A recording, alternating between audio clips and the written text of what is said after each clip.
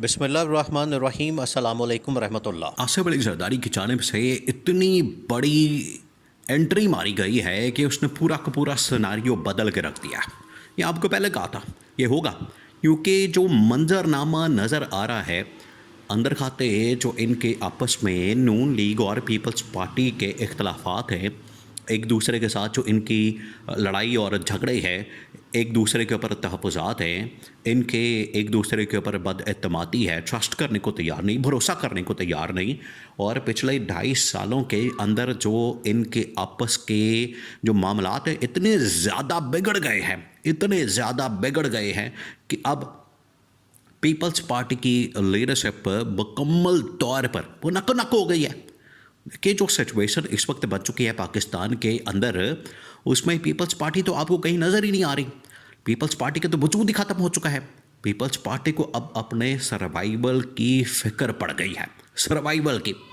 और जब भी देखिए, आप ज़रा इमेजिन करें कि आज से तकरीबन कोई 1-1.5 साल पहले जब इलेक्शन हुए 2024 के, और उससे पहले जब इमरान खान के ख़िलाफ़ अदम एतमाद हुई, तो हर जगह पर आसिफ जरदारी आसिफ जरदारी आसिफ जरदारी हो रहा था।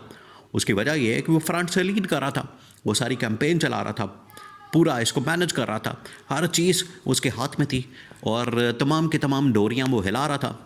लेकिन आज वो कहीं नज़र ही नहीं आ रहा, आज उनका जिक्र ही नहीं है, आज उनकी बात ही नहीं है, आज उनके साथ कोई बात ही नहीं होती, उनके साथ कोई मामलात ही नहीं होते। इस वजह से आसिफ अली जरदारी की जानिब से एक बहुत बड़ा कार्ड खेला गया है।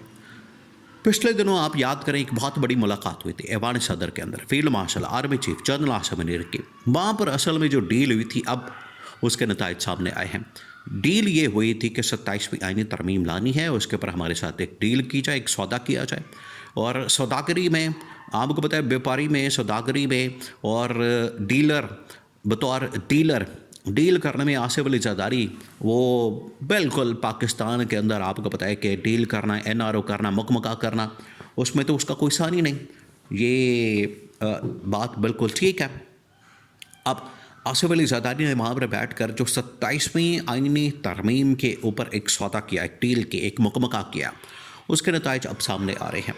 देखिए, 27वीं आईनी तरमीम तो इस्टेब्लिशमेंट की ज़रूरत है, उसने तो लाजमी करवानी है। जैसे 26वीं आईनी तरमीम करवाई, 26वीं आईनी तरमीम में कितनी लोगों ने रुकावटें डालने की कोशिश की। देखिए, एक तरफ तो इस्टेब्लिशमेंट इतनी ताकतवर, इतनी मजबूत, और उसके हाथ में उनकी ज़रूरत, उन्होंने अपनी ज़रूरत को पूरा करने के लिए 26वीं आईनी तरमीम के लिए भाग दौड़ की, मेहनत की, कोशिश की, एफर्ट की, जान मारी, उन्होंने उसको आखिरकार पास करवा लिया। आज देखें, उसको चैलेंज कर दिया गया है, सुप्रीम कोर्ट के अंदर वो केस लगा, लेकिन जजेस फिर भी कुछ कर नहीं पा रहे। वकला इतने ज़बरदस्त किस्म के दलाइल दे रहे हैं, लेकिन जजेस उसमें अपनी इंडिपेंडेंट राय देने में मुकम्मल तौर पर नाकाम हैं। उनको ऐसे जकड़ा गया है 26वीं आईनी तरमीम के ज़रिए से। यही वो 26वीं आईनी तरमीम है जिसने पैरों में इनको जकड़ लिया है, पैरों के अंदर बेड़ियाँ डालती हैं कि अब ये हिल नहीं सकते। बिल्कुल उसी तरीके से 27वीं आईनी तरमीम ये उसे डबल डोज है। जिस तरह से सिंगल डोज होती है, उससे बंदे का इलाज थोड़ा होता है, डबल डोज़ के अंदर तो मुकम्मल इलाज हो जाता है। ये एक किस्म की पहले 26वीं और उसके बाद ये 27वीं आईनी तरमीम, ये डबल डोज है। इस डबल डोज़ का मतलब ये है, मकसद ये है कि थोड़ी बहुत जो निज़ाम के अंदर आपको थोड़े बहुत लूप होल नज़र आते हैं, जो निज़ाम के अंदर आपको यहाँ पर थोड़ी बहुत इस्टेब्लिशमेंट के लिए, देखिए ये सब कुछ इस्टेब्लिशमेंट अपनी मर्ज़ी से अपने मामलात को बेहतर करने के लिए ये सब कुछ कर रही है उनके लिए, क्योंकि उनकी ज़रूरत है, तो उनके लिए ये लाजमी है।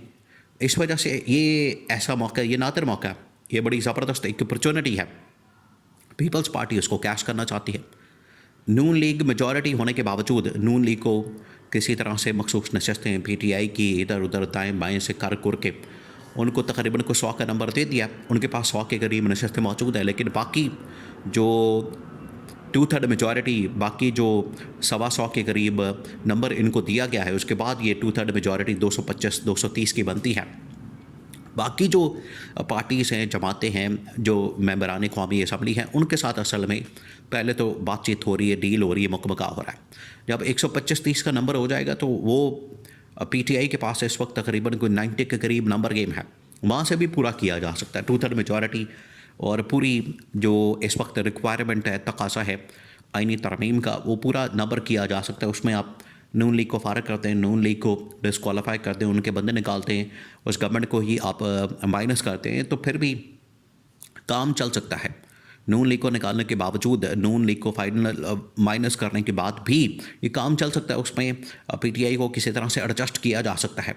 लेकिन जो आसिफ अली जरदारी ने डील की है उसको पहले आप समझें। आसिफ अली जरदारी की जानिब से डील की गई है। डील का आपको पता है कि वो माहिर आदमी है। डील करना, मुकम्मका करना, कमेंट लेना, इस्टेब्लिशमेंट के कंधों पर चढ़ कर आना, वैसे तो ये पीपल्स पार्टी का खासा है। ये पीपल्स पार्टी के बारे में बड़ा कहा जाता है, जमहूरी पार्टी है, जमहूरियत के लिए इसने बड़ी कुर्बानियाँ दी हैं, जमहूरियत के लिए इसने बड़ी जान मारी है। बिल्कुल बेकार, फजूल किस्म की और घटिया किस्म की बातें हैं, बेबुनियाद किस्म की, मनगढ़ंत किस्म की ये बातें हैं कि उन्होंने बड़ी कुर्बानियाँ दी और ये किया वो किया। कोई कुर्बानी नहीं दी। कुर्बानी असल में ये इक़्तिदार की जिस दिन कुर्बानी देंगे तब ये कुर्बानी मानी जाएगी, और इक़्तिदार की कुर्बानी देने को ये तैयार नहीं होते। इक़्तिदार के लिए नालें टपकना इनके शुरू हो जाती हैं इक़्तिदार का नाम ही सुन के। तो अब आसिफ अली जरदारी ने जो डील बनाई है वो ये सौदा किया है। इस हवाले से उसने जो पूरी डील बनाई है 27वीं आईन तरमीम के ऊपर कि मुझे सदारत के ओहदे से नहीं हटाया जाएगा। अगर सदारत के ओहदे से हटाया गया तो फिर बिलावल भुट्टो को आप वज़ीर-ए-आज़म लगाते हैं, उसको आप गवर्नमेंट ने दे दे, शहबाज शरीफ को बीच में से फारिग करते हैं। और अगर आपने एक पंजाब के अंदर भी आपने हमें शेयर देना है आधा, तो वहाँ पर भी पीटीआई को एडजस्ट करके मैं आपको सारा कुछ करके दे दूँगा।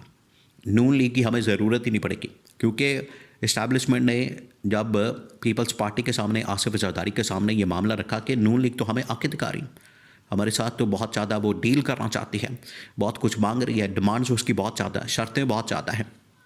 इस वजह से नून लीग की डिमांड्स और शर्तों की समझ नहीं आती। आप थोड़ी बहुत इसमें लचक दिखाएं, आप थोड़ा बहुत इसमें लचक दिखाएं, आप थोड़ा बहुत आगे पीछे हों, ताकि कमी बेशी के साथ कोई ना कोई किसी जगह पर स्टेज के ऊपर मुकम्मका हो जाए। असल मामला ये, जब आपने देखें ये सियासत के अंदर पाकिस्तान की कारोबारी डील करना, ये अब इसका खासा है। कुछ लोग कुछ दो गिव एंड टेक करके थोड़ा बहुत कोई आधी बात उनकी मान ली जाए, आधी बात अपनी मनवा ली जाए, इस तरह से ये पूरी डील बनाई जाती है। तो पीपल्स पार्टी ने कहा कि ठीक है, आधी बात आपकी मानते हैं, 27वीं आईन तरमीम जहाँ जहाँ आपको लूप होल नज़र आता है उसको पूरा कर देंगे, लेकिन हमारी सपोर्ट भी उस सूरत में आएगी जब हमारी तमाम की तमाम डिमांड शराइत को पूरा किया जाएगा। लेकिन बीच में मसला ये बना, नून लीग को माइनस करके पीटीआई को बीच में लाना है, उसके लिए क्या किया जाए, उसके लिए भाग दौड़ की जा रही है।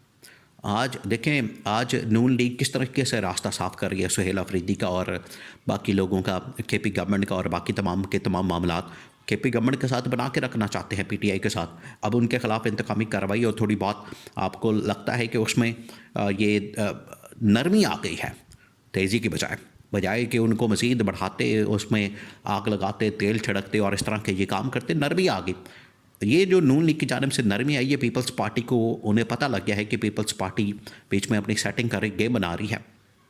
तो उसके लिए पीपल्स पार्टी किसी वक्त, आसिफ अली जरदारी किसी वक्त भी ये इमरान खान के पास जाके मुलाकात करके ये सारा मामला इत्तेहाद का सब कुछ उसके हाथ में है, वो किसी वक्त भी कर सकता है।